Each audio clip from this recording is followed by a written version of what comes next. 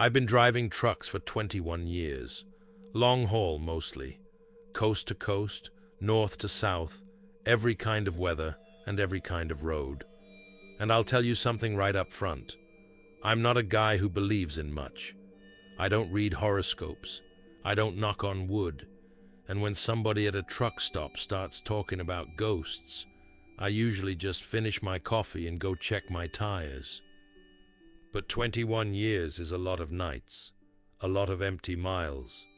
And in that time, I've heard things from other drivers, calm, sober, boring guys, that I can't shake. And a couple of things happened to me personally that I still don't have an answer for. So that's what this is. I'm not going to tell you these stories are proof of anything. I'm just going to tell them to you the way they were told to me, and you can decide for yourself.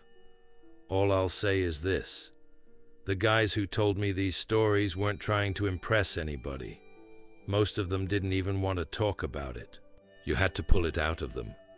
And in my experience, that's the kind of story worth listening to. Pour yourself a coffee. We've got some miles to cover. The first one I want to tell you comes from a guy named Ray. I met him years ago at the Little America truck stop on I-80 in Wyoming. And if you've ever run 80 through Wyoming in winter, you already know that stretch is serious business. Wind that'll push a loaded trailer sideways. Black ice. Closures that strand you for days. Ray had been driving longer than me, and he was the least dramatic man I've ever met. He talked about this the same way he'd talk about a brake job. Flat. Even. That's what got me. Here's how he told it. It was February, and I was westbound on 80 somewhere between Rawlins and Rock Springs. Middle of the night, maybe 2:30. Cold like you wouldn't believe. The radio said 20 below, and with the wind, it was a lot worse than that. I had a loaded reefer, and I was watching my mirrors more than the road, because the gusts were bad, and I could feel the trailer wanting to walk on me. Then my air pressure started dropping. Slow at first, then not slow. That buzzer comes on around 60 pounds per square inch, and your stomach just drops with it, because out there, at that temperature, at that hour, you are alone. There's no shoulder to speak of, no town, nothing. I got her stopped on a pull-out, set my triangles, and got out to look. Moisture had frozen up somewhere in the air system. It happens in cold like that.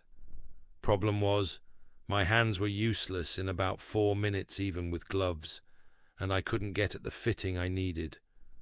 I remember standing there in that wind thinking, this is how guys end up in the newspaper. I got back in the cab to warm up and figure out my next move. And when I looked up, there was a man standing in front of my truck, in my headlights, just standing there. Now understand something. I did not see him walk up. There was nothing out there. No car, no lights behind me or ahead of me, and you can see a long way on that road even at night. He was just there. Older guy, canvas coat, the kind of coat nobody's worn since I was a kid. No hat, 20 below, and no hat. He waved at me, casual, like we were neighbors. And then he pointed at the side of my tractor, right where my problem was. I know how this sounds, but when it's that cold, and you're that stuck, you take the help. I got out. He didn't say much. He said, "She's froze up." I got it. That was about it. He had a wrench in his hand, an old one, and he went at that fitting like he'd done it 1,000 times. Bare hands. I stood there holding my flashlight, and I remember his hands didn't shake. Mine were shaking inside my gloves, and his were bare on frozen steel, and they didn't shake. Maybe 10 minutes, and my air was building again. I could hear it. I turned to the gauges for a second, just a second, to watch the needle come up. and when I turned back, he was gone. I walked around the whole rig, both sides. I looked down the road each way with the flashlight. Nothing. And here's the part I don't like to say out loud. There was snow on that pull-out. Fresh snow, a couple inches. My boot prints were all over it. There were no other prints. None. Not coming. Not going. I stood there a long time looking at that snow. His wrench was sitting on my frame rail. He'd left it. Old wrench, worn smooth, and there were 2 letters stamped into the handle. EW. I put it in my toolbox, and I drove to Rock Springs, and I did not stop looking in my mirrors the whole way. That's how Ray told it, and for years that was the whole story. Wrench in the toolbox, no explanation, end of it. But the reason Ray finally told me at all is because of what happened later. He was at a shop in Cheyenne, and an old mechanic saw that wrench in his box and picked it up and got quiet. Asked Ray where he got it. Ray said a guy gave it to him on 80, and the mechanic said his uncle drove that stretch back in the 70s and early 80s, and he was known for stopping for anybody, any weather. Froze to death out past Rawlins one February, helping a stranded driver get running. The driver made it. He didn't. The mechanic said his uncle's tools got spread around the family afterward, and some went missing. Ray asked the uncle's name. The mechanic said Earl Wesson. Ray still has the wrench. He told me it used to feel like a good luck charm. He said after Cheyenne it doesn't feel like that anymore. It feels like something he's holding for somebody. Those were his words. Holding it for somebody. The next one comes from a driver named Carlos. Careful guy. The type who does a full walk around even when he's running late. Checks his load twice. Keeps a paper atlas in the cab, even though he's got GPS like everybody else. He runs a lot of Montana, and this happened to him on 287 north of Wolf Creek, up where the road follows the canyon country. He told me this at a diner counter in Great Falls, and he kept his voice down the whole time, like he didn't want the waitress to hear. I was running north on 287, late fall, maybe 11 at night. That road at night is just you and your headlights. Canyon walls on one side, drop-offs on the other, deer everywhere, so you're already paying attention. I came around a long curve, and my lights picked up a man standing on the edge of the road. He was waving his arms over his head. Big, slow waves, like guys do when they want you to stop, not when they want to ride. There's a difference, and you learn to read it. He had on a wool coat and work boots, and he looked like a rancher, honestly. Normal. So I got on the brakes and brought it down and stopped maybe 30 feet from him with the flashers on. He didn't come to the door. He stayed in the headlights, and he called out, loud enough to hear over the engine. He said, "Rock came down around the bend, both lanes, you won't see it in time," and he pointed north, up the road. I yelled back asking if he needed a ride somewhere, if he had a vehicle, and he just shook his head and stepped back out of the light. Like, stepped back into the dark on the shoulder. I figured he had a truck parked off the road somewhere, a pullout I couldn't see. I eased up around that bend doing maybe 15, and there it was, a slide. Rock and dirt across both lanes, some pieces big as an engine block. Around a blind curve, at night, loaded. If I'd come in at speed, I don't know that I'd have kept it out of the canyon. I really don't. I got stopped, called it in, and while I was waiting, I walked back around the bend to thank the guy. 300 yards. Nobody. No truck, no pullout, no gate, nothing but road and dark. I stood where he'd been standing and shined my light around, and there was nowhere for him to have gone. That shoulder drops off. There was just nowhere. A trooper showed up eventually, and while we stood there, I told him a local flagged me down and saved my hide, and I described the guy. Wool coat, heavy build, older, big slow wave. And the trooper stopped writing. He looked at me a second too long. Then he said, "Where'd you say he was standing?" And I showed him, and he just nodded and closed his notebook and said, "Well, good thing you stopped." That was it. He wouldn't say anything else. But a few weeks later, I was fueling in Helena, and I told the story to a driver who runs that road all the time, and he didn't even let me finish. He said, "Wool coat, south of the slide area?" I said, "Yeah." He said, "Guys have been getting flagged down on that stretch for years, always at night, always before something in the road. He'd heard it was a rancher who got killed there a long way back, hit by rock coming down while he was moving his own cattle off the highway. But he also told me straight, he'd looked into it once, and he could never find any record of a man dying there. He found a bad slide in the 60s, found a wreck or two, but never the man.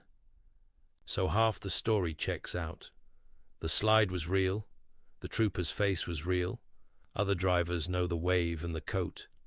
But the man himself, the one everybody describes the same way, there's no paper on him anywhere.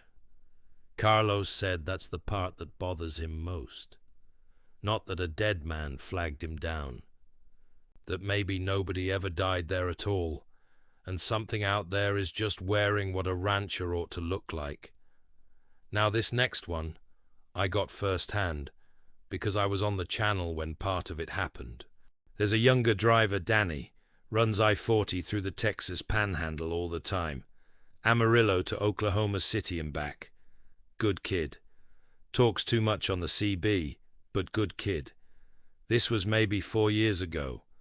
I'll let him tell it the way he told me, because he tells it better. So I'm eastbound on 40 out of Amarillo, past Conway. It's maybe 1 in the morning and the channel is dead. Nobody talking. That flat country at night, you can hear the static change when a truck gets in range. That's how quiet it was. And out of nowhere this voice comes on. Older voice, real calm, kind of flat. And he says my handle. Not, "Hey eastbound," not, "Hey driver." My handle. Now plenty of guys know my handle. I run that road a lot. So okay, fine. I key up, ask who's got me. And he doesn't answer that. He just says, "You're loaded heavy tonight." And I was. I was grossing right near 80. But my truck doesn't look loaded. It's a dry van. You can't tell by looking. Then he says, and I remember this exact, he says, "When you stop at the pickle park up ahead, check your 5th wheel before you pull back out. Do it with a light." A pickle park is a rest area for you 4-wheelers listening. And here's the thing. I hadn't told anybody I was stopping. I hadn't decided I was stopping. But I was getting tired, and there's a rest area east of Groom. And yeah, in the back of my head, I was probably going to stop there. I keyed up and asked him what he meant. Was something wrong with my trailer? And I got nothing. Dead air. I asked twice more. Nothing. And no truck past me. None coming the other way for miles either. Whoever it was, I never saw a vehicle. I'm not going to lie. It spooked me enough that I stopped at that rest area, mostly just to prove there was nothing wrong. Got my flashlight, crawled under, looked at the 5th wheel, and my jaws weren't locked right on the kingpin. I'd done a tug test at the shipper like always, and she held, but the release handle wasn't all the way in, and the lock wasn't fully around the pin. It happens. High hitch, jaws partially closed. It'll hold until it doesn't. Hit the right bump, the right grade, and you drop your trailer on the highway. People die that way. Not usually the driver, whoever's behind him. I got it seated right, sat in the cab for a while, and keyed up and said thanks to whoever was out there. Quiet channel. Nothing. Now here's where it stops being a nice story. Danny runs a dashcam, and it picks up cab audio, which means it picks up the CB. Couple weeks later, he pulled the file to show a buddy, because a story like that, nobody believes you without the recording. And the recording's there. You can hear the whole thing, the voice, the handle, the fifth wheel, all of it. But at the very end, after Danny asks who it is the last time, after what he remembered as dead air, there's one more transmission on the file. Real quiet, down in the static. Danny swears on his kids he never heard it that night in the cab. The voice says, "I know, I dropped mine." That's all. 3 seconds. I've heard the file myself. He played it for me on his phone in the parking lot at the Flying J in Sayre. It's there, calm as anything. I know. I dropped mine. Danny's asked around for 2 years now. Old-timers, dispatchers, everybody. Nobody can tell him about a dropped trailer wreck on that stretch. But nobody can explain the recording either. And I watched that kid check his fifth wheel 3 times before he pulled out of Sayre. With a light. In the daytime. All right. This next one comes from a woman named Marlene. And I want to say something about her first, because it matters. Marlene drove for 30 years. She raised 2 kids from a sleeper cab. She's trained probably a dozen drivers, and she is not a person who gets confused about where she's been. She logs everything. Fuel, miles, receipts, all of it. Old school. Which is exactly why her story is a problem. This was on I-10 in New Mexico, westbound, on that long stretch between Las Cruces and Lordsburg. If you've run it, you know there's not much out there. Deming about halfway, and other than that, it's desert and distance. Here's Marlene. I'd come out of El Paso later than I wanted, and by the time I was west of Deming, it was full dark, and I was fighting my eyes. Not dangerous yet, but getting there. I know my body. I had maybe 40 minutes of safe driving left, and Lordsburg was about that far, so I was watching for anything sooner. And I came up on an exit. Just a plain exit sign, white on green, and under it one of those blue services signs with a fork and knife. The name on the sign was Aldea, Aldea. I remember spelling it to myself because I didn't know it, and I thought I knew every exit on 10 from Houston to Phoenix. I took it. Ramp curved north, and maybe half a mile up there was a diner. Small place, gravel lot, red neon in the window that just said, "Open." 2 pickups parked outside. Inside it was clean and warm and quiet. A few people at the counter, farmers or ranchers by the look of them. Nobody stared at me. Nobody was strange, and I want to be clear about that. Nothing was wrong in that diner. It was the most normal place you've ever been. The waitress was maybe 60 and called me Hon, and the coffee was fresh. I had coffee and a slice of pie, and I sat there maybe half an hour and felt the tiredness back off. I paid cash, and she rang it up on an old register and handed me a receipt, and I stuck it in my logbook without looking, because that's habit. Every receipt goes in the book. I got back on 10, made Lordsburg, slept, and in the morning, doing my paperwork, I pulled that receipt out. Top of it, printed, it says Aldea Diner, Aldea, New Mexico. There's a date, right date. There's a total, $2.40, which even then was cheap for coffee and pie. But small towns, okay. Here's the problem. There is no Aldea, New Mexico. It's not on my atlas. It's not in the GPS. I have asked drivers who've run 10 their whole careers. Nobody's heard of it.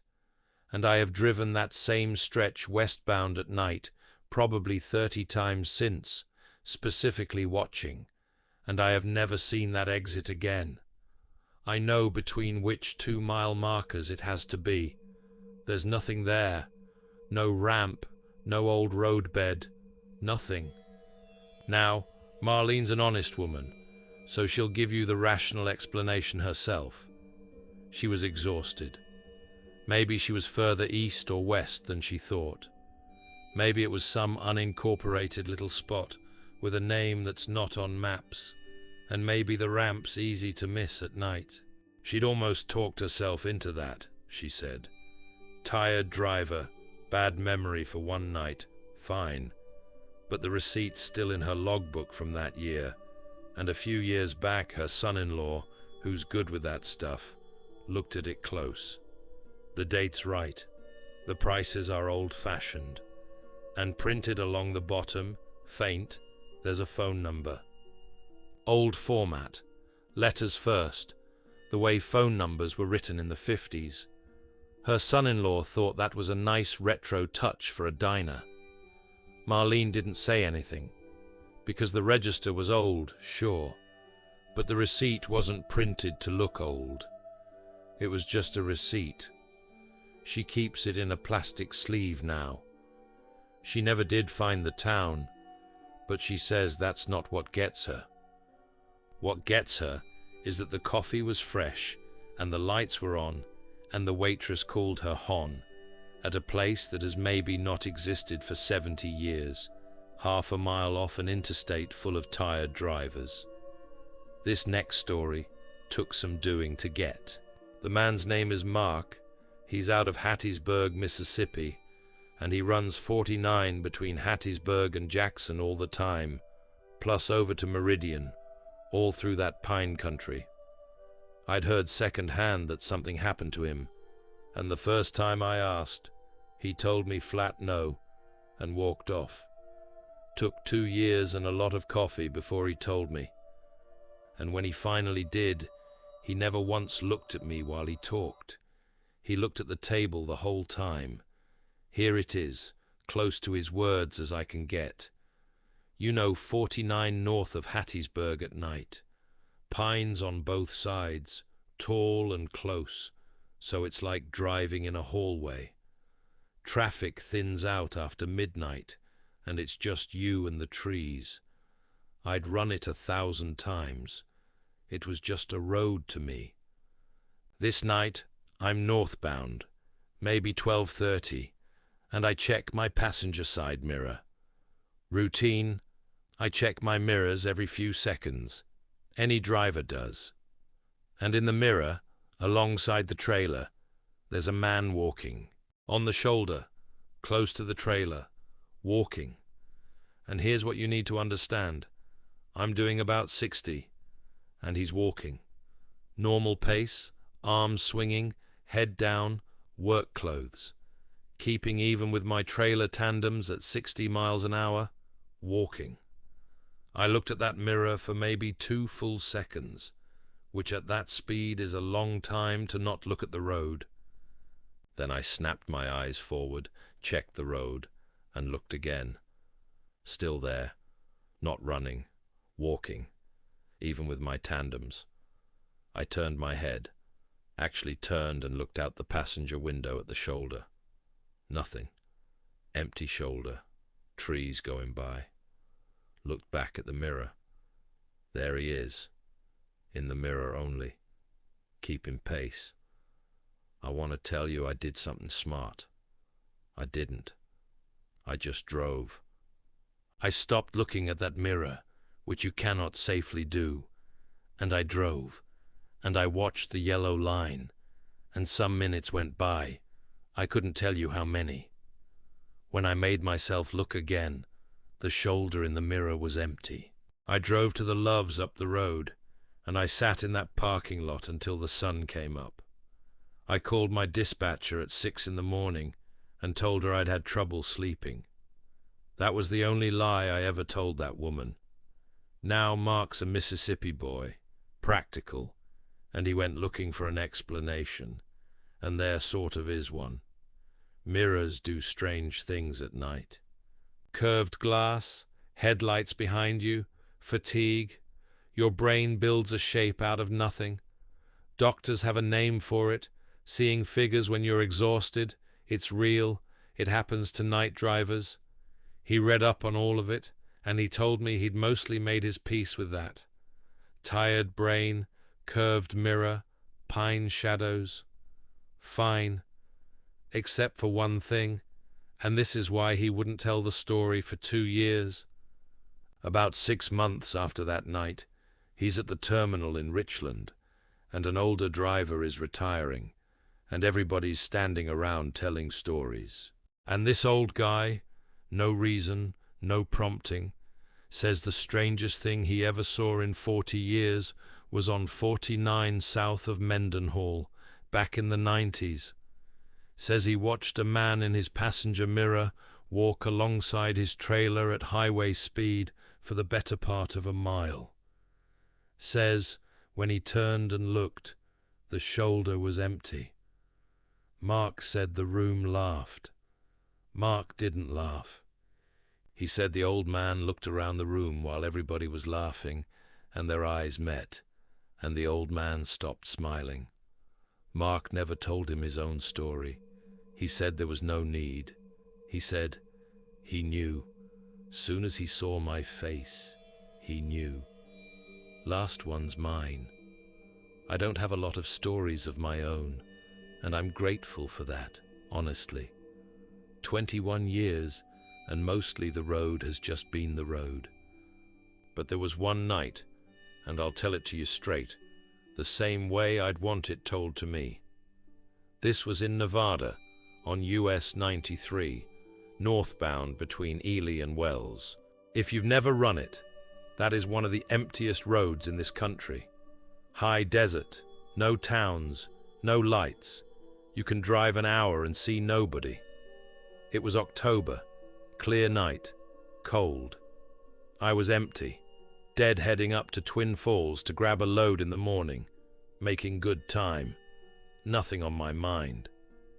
About 40 miles north of Ely, my low air buzzer goes off. Pressure falling, both gauges. No warning, no leak sound that I could hear, just falling. I got off the pedal, got over onto a wide spot, and shut down before the spring brakes locked me up on the roadway. Standard stuff. Annoying, but standard. I get out with my light and start walking the rig, listening for the hiss. And here's the strange part, the first strange part. There was no hiss. I checked every line, every glad hand, the tanks, the compressor feed. I sat back in the cab and watched the gauges with the engine running, and pressure came right up. Held rock solid at 120. I did a full brake check, pumped it down, watched governor cut in, cut out.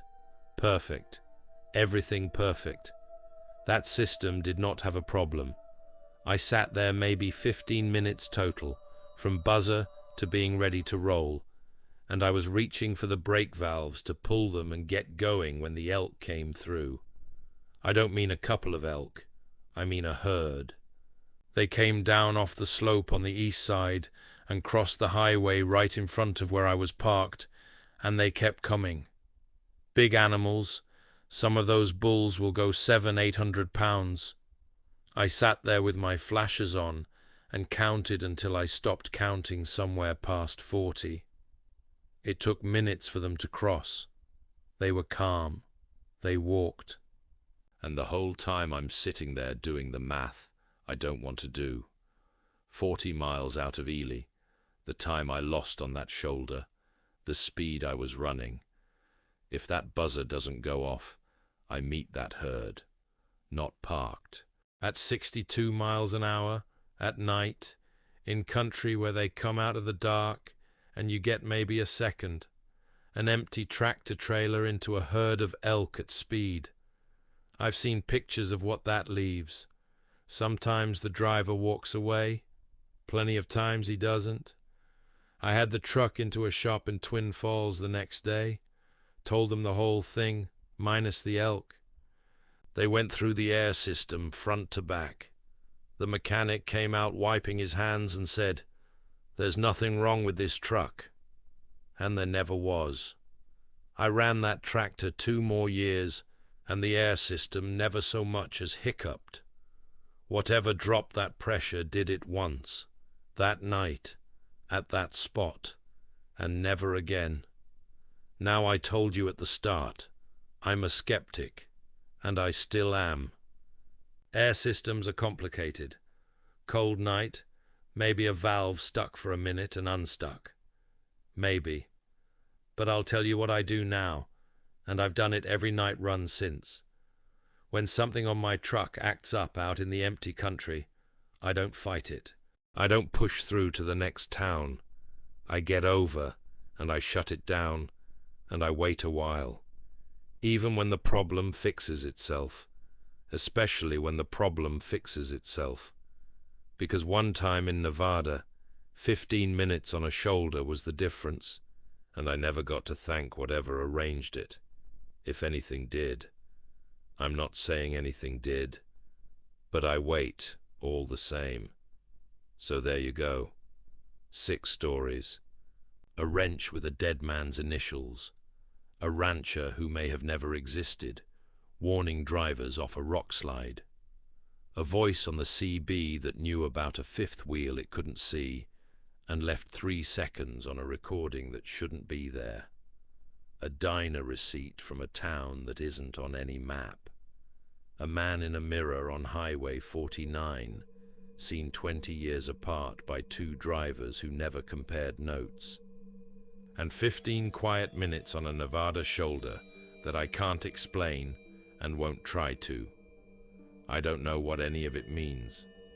That's the honest answer, and I think it's the only honest answer. Every one of these drivers went looking for the normal explanation first. Fatigue, faulty equipment, bad memory, coincidence. Sometimes the normal explanation covers most of it. It never quite covers all of it.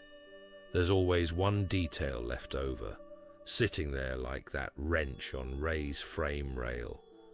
And you can ignore the detail. Most people do.